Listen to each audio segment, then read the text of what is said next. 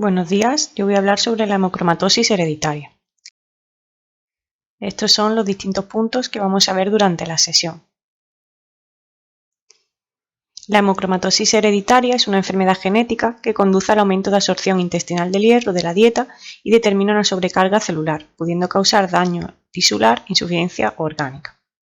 Hay distintos tipos de hemocromatosis hereditaria. La más frecuente, el 90%, es la tipo 1, asociada al gen HFE que codifica para la proteína del mismo nombre.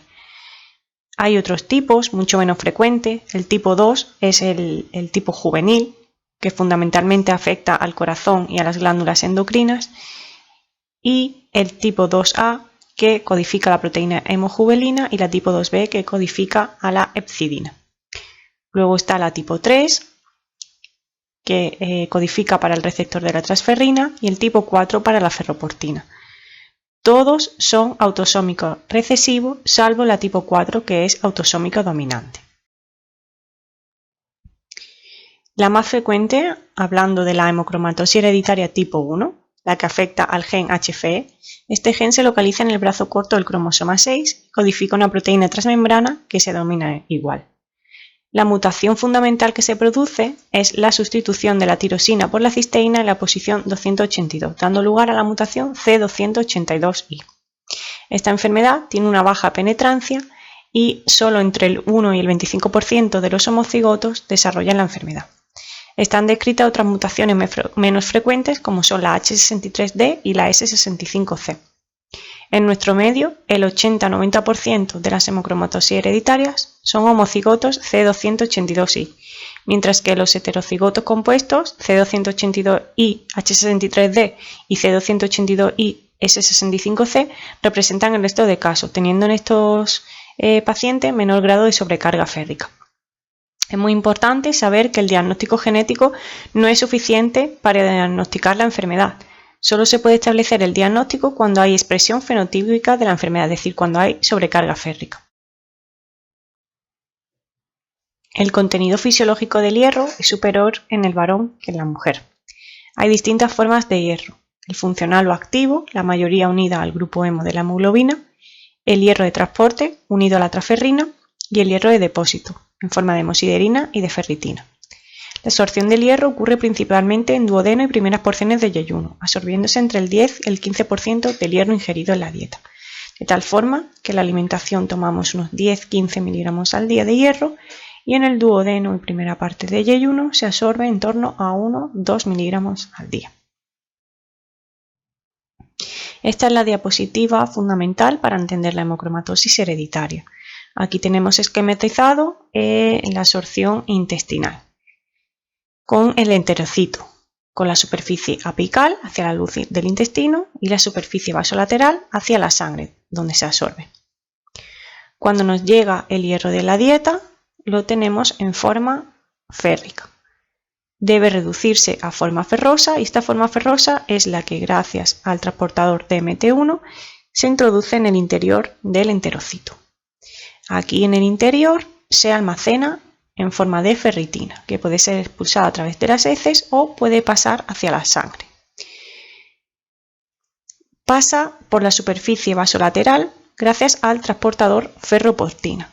Y aquí esta forma ferrosa debe de nuevo oxidarse a forma férrica gracias a la efestina y a la ceruloplasmina. Así ya se puede transportar en el plasma con la transferrina. Normalmente la transferrina, que es una glucoproteína que se sintetiza en el hígado, tiene una saturación del 20 al 40%.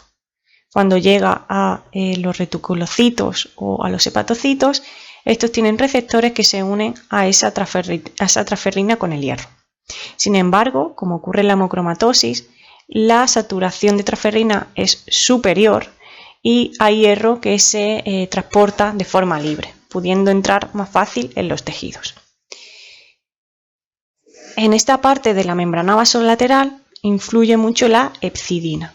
La hepcidina es un péptido que produce el hígado en respuesta a estímulos inflamatorios y a la concentración de hierro, regulando la absorción intestinal del hierro al actuar sobre la ferroportina, de tal forma que la ferroportina, que es la que se encarga de pasar el hierro desde dentro de la célula hacia el plasma, cuando se une la hepcidina a la ferroportina, se internaliza este dentro de la célula y se producen vesículas que después sufrirán una degradación lisosomal, de tal forma que la ferroportina no puede actuar transportando ese hierro cuando tiene la hepcidina pegada. Por tanto, la hepcidina circulante se une al receptor de la ferroportina presente en la célula intestinal y controla la absorción del hierro de la dieta. De esta forma, cuando hay un exceso de hierro, aumenta la síntesis de hepcidina, la ferroportina se internaliza en la célula intestinal y no se absorbe el hierro de la dieta que ha entrado en el citoplasma. Mientras que cuando hay un déficit de hierro, disminuye la síntesis de hepcidina y hay una mayor absorción de hierro. Lo que ocurre en la hemocromatosis hereditaria tipo 1, 2 y 3 es que hay una producción deficiente de hepcidina, debido a una mutación del gen HAMP, que regula su producción, con la consiguiente absorción excesiva de hierro que se acumula en los hepatocitos y también en otros órganos. En la hemocromatosis hereditaria tipo 4 el mecanismo es distinto porque no hay una producción deficiente, sino que se altera la capacidad de la ferroportina para unirse a la hepcidina. Pero tanto en un tipo como en otro, lo que ocurre es que se absorbe el hierro de forma continua. En cuanto a las manifestaciones clínicas de la enfermedad, muchos pacientes con hemocromatosis hereditaria se diagnostican de forma asintomática, bien por el estudio del metabolismo del hierro en analíticas de rutinas o bien por cribado por familiares afectos de la enfermedad. Los síntomas relacionados con la sobrecarga férrica suelen aparecer a partir de los 40 años de edad en el hombre y de forma más tardía en la mujer una vez que finaliza el efecto protector de la gestación y las pérdidas menstruales. Es preciso que pasen años para que el depósito tisular de hierro llegue a producir patología, siendo proporcional la severidad de los síntomas con la cantidad de depósitos de hierro. Hay muchos síntomas inespecíficos como debilidad, apatía, pérdida de peso. Cuando hay afectación hepática se produce hipertransaminasemia, puede haber, aunque es poco frecuente, dolor epigástrico en hipocondrio derecho por distensión de la cápsula hepática, puede aparecer cirrosis y sus consecuencias y riesgo de hepatocarcinoma.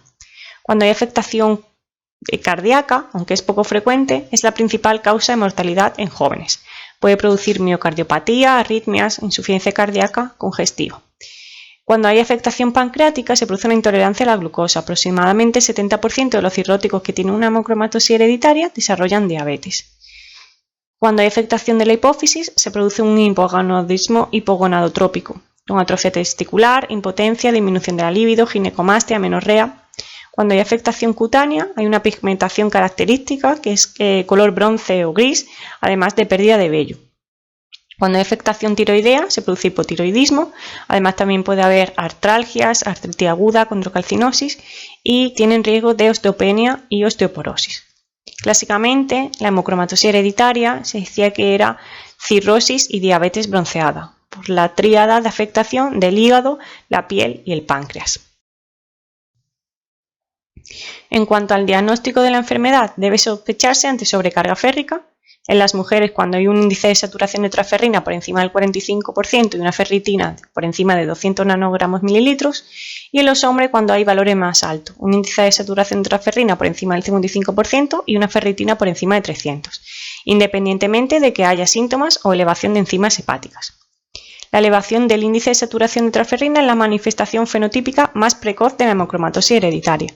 La elevación de ferritina suele ser más tardía y es menos específica debido al ser un reactante de fase aguda. Cuando hay elevación de índice de saturación de transferrina y de ferritina, debemos solicitar mutaciones del gen HFE. Siempre hay que hacer un diagnóstico diferencial con otras causas de sobrecarga férrica secundaria, como la hepatopatía alcohólica, hepatitis crónica viral, sobre todo la hepatitis por virus C, porfiria cutánea tarda, hígado graso no alcohólico y enfermedades hematológicas. Para el diagnóstico hace falta una sobrecarga férrica más una prueba genética positiva, bien homocigoto C282I o heterocigótico compuesto, o bien que haya una enfermedad hepática constatada por una biopsia. La resonancia es muy útil porque detecta la sobrecarga férrica por el efecto paramagnético de los iones de hierro, que provoca una distensión local en los campos magnéticos y disminuye la intensidad de señal en los órganos afectados. Además, esta afectación es proporcional a la cantidad de hierro depositado. Es útil para detectar la presencia y cuantificar el hierro, así como su distribución en otros órganos, en hígado, en bazo, en páncreas, corazón y cerebro, en pacientes con sospecha o diagnóstico de sobrecarga férrica. Además, ayuda a definir la severidad de la sobrecarga de hierro hepático y a valorar la respuesta al tratamiento, evitando procedimientos invasivos. En pacientes de causa no aclarada de hiperferritinemia o con tinción positiva de hierro hepático en una biopsia, debe realizarse resonancia para cuantificar la concentración de hierro hepático y valorar si hay afectación de otros órganos. En caso de la hemocromatosis juvenil o en otros casos de hemocromatosis con afectación cardíaca, la resonancia cardíaca debe realizarse. Indicación de biopsia hepática. Pues en homocigotos C282I o heterocigotos compuestos, cuando haya una ferritina por encima de 1000 nanogramos mililitro o elevación de enzimas hepáticas para evaluar histológicamente el grado de fibrosis. Se utiliza la tinción de Pels con el colorante azul de Prusia y lo que se mide es la concentración de hierro hepático. Normalmente varía entre 10 y 36 micromoles por gramo de tejido seco hepático. Sin embargo, valores por encima de 80 son altamente sugestivos de hemocromatosis hereditarias. También se determina el índice de hierro hepático, que es esa concentración de hierro hepático dividido por la edad del paciente, siendo indicativo de hemocromatosis hereditaria valores del índice por encima o igual a 1,9. A todos los pacientes con hemocromatosis se les debe realizar test no invasivos para valorar fibrosis, tanto al diagnóstico como durante el seguimiento. La elastografía de transición se puede utilizar para descartar fibrosis avanzada en pacientes con hemocromatosis hereditaria si la rigidez hepática es inferior a 6,4 kPa. Los test serológicos como el FIB4 y el APRI también pueden ser utilizados para descartar fibrosis avanzada, aunque su evidencia es más limitada en pacientes con hemocromatosis hereditaria. Si es cierto que en pacientes con ferritina por debajo de 1000 con transaminasas normales y sin hepatomegalia, el riesgo de fibrosis avanzada es muy bajo. Este es el algoritmo de manejo que propone la guía ISEL del último año, del año pasado, 2022. Dice que cuando el paciente tiene evidencia clínica de cirrosis ya debe ser tratado como tal y pasar a un manejo de complicaciones y screening de hepatocarcinoma. Sin embargo, cuando no hay evidencia clínica, si el paciente tiene una ferritina por encima de 1000, las transaminasas elevadas o hay hepatomegalia, debe considerarse la biopsia hepática en búsqueda de fibrosis. Sin embargo, cuando no tiene criterios clínicos ni tampoco se eleva tanto la ferritina, las transaminasas ni hepatomegalia, se debe hacer una elastografía de transición. Cuando da por debajo de 6,4 kPa se puede descartar con bastante fiabilidad una fibrosis avanzada. Cuando está por encima de 12-15 pascales se debe tratar al paciente con fibrosis avanzada y cuando hay un resultado indeterminado debe considerarse una biopsia hepática. Pasando al tratamiento de la enfermedad, el objetivo es eliminar el exceso de hierro del organismo y evitar así las complicaciones, cirrosis, diabetes y cardiopatía, además de disminuir la morbimortalidad. La dieta debe ser equilibrada. Se recomienda evitar suplementos de hierro y vitamina C porque producen mayor absorción de hierro, así como limitar el consumo de carnes rojas y alcohol. El tratamiento principal son las flebotomías, las sangrías. Es un procedimiento considerado seguro, además de efectivo y bien tolerado. Está indicado cuando la ferritina es superior a 200 en mujeres o superior a 300 en varones. Se extrae unos 400-500 mililitros de sangre que contiene aproximadamente 200-250 miligramos de hierro. Hay que hacer una adecuada hidratación tanto antes como después de la sesión y evitar el ejercicio intenso 24 horas después. Si se produce anemia durante el tratamiento, debe suspenderse las sesiones hasta que ésta se resuelva. Estas flebotomías sí que pueden destinarse a donaciones. Las flebotomías tienen dos fases, la fase de inducción y la fase de mantenimiento. Las fases de inducción, el objetivo es eliminar las reservas de hierro. Inicialmente se realiza cada 1 o 2 semanas, según vaya tolerando el paciente. Hay que comprobar la hemoglobina antes de cada sesión. Si la hemoglobina es inferior a 12 gramos decilitro, hay que reducir el volumen de la sesión. Si la hemoglobina es por debajo de 11, pausar el tratamiento. Se debe comprobar la ferritina tras 4 sesiones hasta que se consiga que baje por debajo de 200 y a partir de entonces determinar cada 1 o 2 sesiones. El objetivo de la ferritina en esta fase de inducción es reducirla por debajo de 50 nanogramos mililitro. En la fase de mantenimiento, el objetivo es prevenir la reacumulación del hierro. La frecuencia de las sesiones es variable, manteniendo entre 2 y 6 sesiones al año. También hay que comprobar la hemoglobina antes de cada sesión y hay que comprobar la ferritina y la transferrina cada 6 meses. El objetivo de la ferritina en esta fase es mantenerla entre 50 y 100 nanogramos mililitros. Como alternativa a la flebotomía está la eritrocitoaféresis, que permite retirar grandes cantidades de hierro en cada sesión en pacientes que no tienen anemia, precisando menos sesiones que la flebotomía para mantener los niveles. Es una técnica bastante limitada ya que precisa aparatos específicos, tiene mayor coste y necesita personal sanitario entrenado, además de que la experiencia clínica es más limitada. El objetivo nivel de la ferritina es igual que las flebotomías. Lo bueno de la féresis es que elimina más eritrocitos por sesión, al tiempo que ahorra proteínas plasmáticas, factores de coagulación y plaquetas que sí que se pierden en la flebotomía. Otra alternativa es el tratamiento médico farmacológico, los quelantes del hierro. Se emplean cuando están contraindicadas las flebotomías, fundamentalmente en caso de anemia o de intolerancia clínica. Es menos eficaz que la flebotomía porque precisa más sesiones. Los objetivos de niveles de ferritina son más altos que la flebotomía y la féresis, aceptándose unos niveles de ferritina entre 100 y 200. Los fármacos que están disponibles son la deferoxamina, que se utiliza en perfusión bien subcutánea o intravenosa, generalmente por la noche, la deferiprona, que sí que es vía oral, y recientemente salió el deferasirox, que también es vía oral, aunque aún no está aprobado por la Agencia Europea del Medicamento para el uso de hemocromatosis hereditaria. En cuanto al seguimiento del paciente en la consulta de digestivo, pues en la fase de mantenimiento se debe realizar consulta con analítica cada 6 meses, vigilando cifras de hemoglobina, índice de saturación de transferrina y ferritina. En caso de que haya cirrosis hepática o fibrosis avanzada, se recomienda ecografía y determinación de alfa-fetoproteína cada 6 meses, no siendo establecido el periodo de ecografía en caso de fibrosis F2 o inferior, aceptándose su realización de forma anual. Los pacientes que tienen afectación cardíaca deben estar en seguimiento por cardiología y suelen mejorar con el tratamiento con flebotomía y quelantes. Las artralgias y artritis no suelen mejorar con el tratamiento, por lo que deben tener manejo sintomático. Monitorizarse las analíticas además la función tiroidea y los niveles de testosterona por riesgo de hipotiroidismo e hipogonadismo. Los pacientes con hemocromatosis hereditaria además, como tienen riesgo de desarrollar osteoporosis, deben realizarse una densitometría. En cuanto al cribado familiar, los familiares de primer grado de homocigotos C282I y heterocigotos compuestos C282I H63D deben ser estudiados para valorar presencia de mutaciones y en caso positivo se medirán parámetros de metabolismo férrico. Si los niveles de ferritina están elevados se deben empezar tratamiento deplectivo y en caso de que sean normales, de forma anual debe medirse los parámetros de metabolismo férrico. Este sería un esquema de manejo.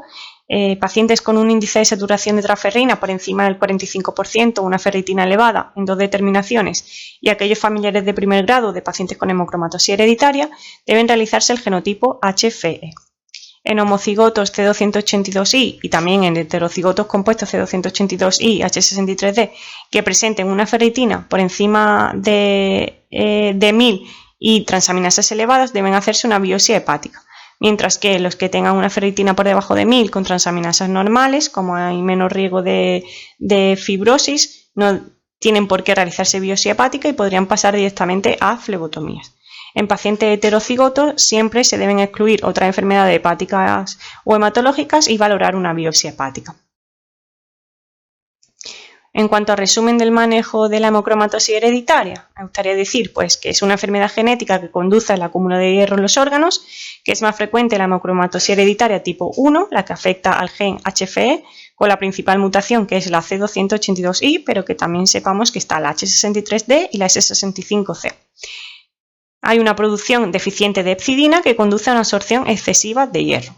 Suele diagnosticarse de forma asintomática, sospechar siempre ante una sobrecarga férrica, con una elevación de índice de saturación de transferrina y ferritina.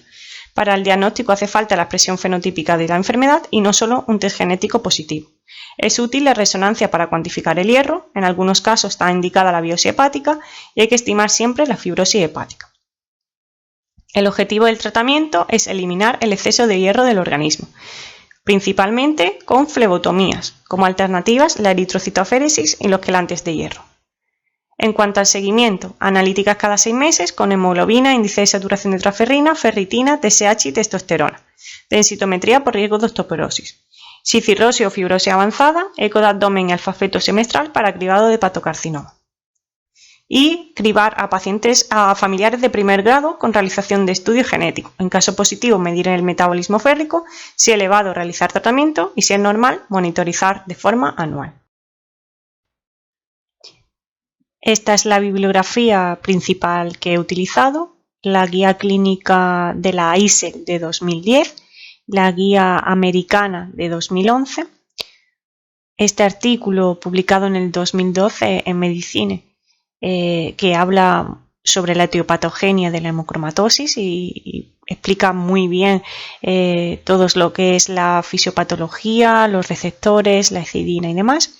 Y por supuesto la última guía de práctica clínica que se publicó el año pasado, en 2022, de la ISEL.